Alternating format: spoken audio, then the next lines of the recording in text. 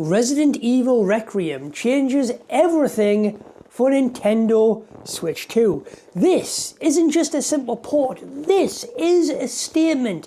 This is what happens when a company fully supports Nintendo, fully supports the Nintendo Switch 2 and what it is capable of, which completely changes everything for this system.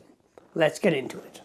This brings us back to Raccoon City with all of the nostalgia, Easter eggs and nods to previous games and Leon Kennedy goodness, with loads of twists, turns and surprises along the way as the story unfolds. It truly is gripping with mystery surrounding it and shock, twists and turns.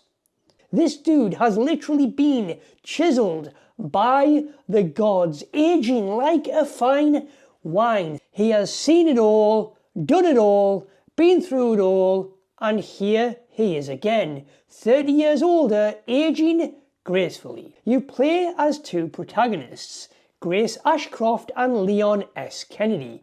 Grace Ashcroft is an FBI agent who is out of her league and terrified for her life in every situation. The gameplay with Grace is survival horror at its finest, as she gets tasked with going back to the hotel where her mother was murdered. Grace gets kidnapped shortly after, and that's where our boy Leon S. Kennedy steps in, who is just a zombie murdering, roundhouse kicking machine of chaos and destruction, killing everything and anything in sight. You'll be switching between Leon and Grace, with Grace offering that Resident Evil 7 survival horror as you explore, panic and sneak around every corner carefully, because you never know what is going to be lurking in the darkness, with suspense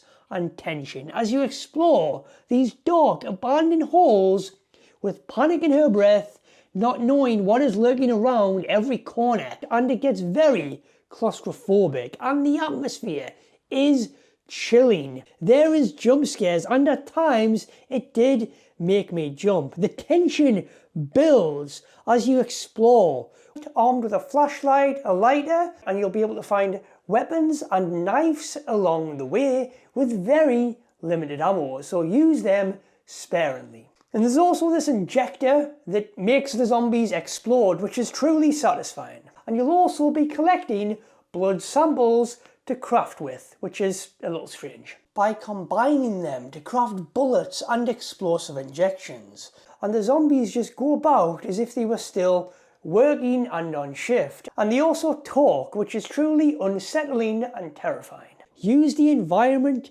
carefully. Make use of the environment to sneak past certain zombies. And there will be puzzles to solve, safes to unlock, certain items and keys and trinkets to find to progress on. Grace can shoot and shove enemies as well. Grace can also use a knife as a melee weapon. You'll also be doing a lot of backtracking to find certain things, to place here or there, to do this, to then find this key to open this door or this gem, to then progress the story on. And as Leon, the gameplay is completely switched. That plays homage to Resident Evil 4 with a much more fast-paced action orientation as you blast your way through zombies with heavy action moments, melee attacks, gunplay combat, roundhouse kicking, chainsaw slaughtering. It just gets so bloody and gory as Leon Kennedy. Grace has very limited ammo, very limited inventory space, and Leon feels like he pretty much has unlimited in comparison. Leon also uses bigger guns, explosives with glorious hatchet finishing blows, and oh man, those one-liners he delivers, absolutely amazing as always. There's also certain things that Grace can't do that Leon can, and vice versa. You will be able to switch between first and third person perspective for both characters. That does change the way the game feels. You can also switch these at any time in the settings, but it's recommended you play as Grace in first person to truly feel immersed, and Leon in third person for that classic Resident Evil feel and vibe.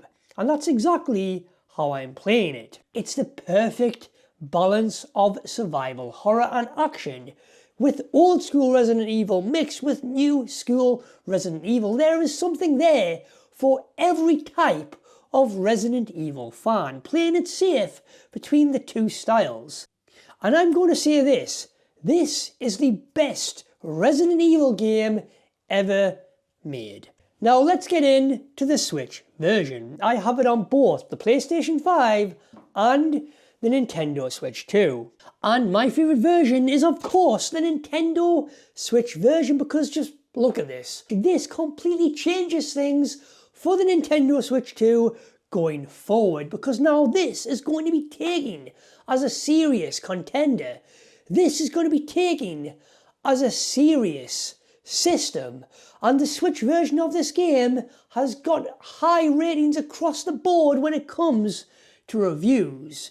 The Switch version has gyro support, no mouse support, but having gyro is a nice feature to have.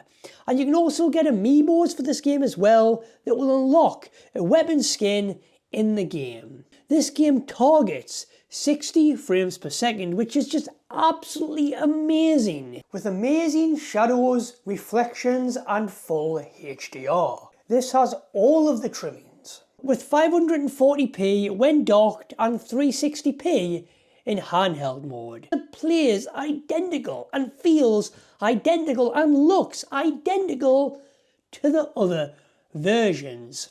And to be able to do all this, it uses DLSS with the Switch 2's AI upscaler, pushing this to 1080p.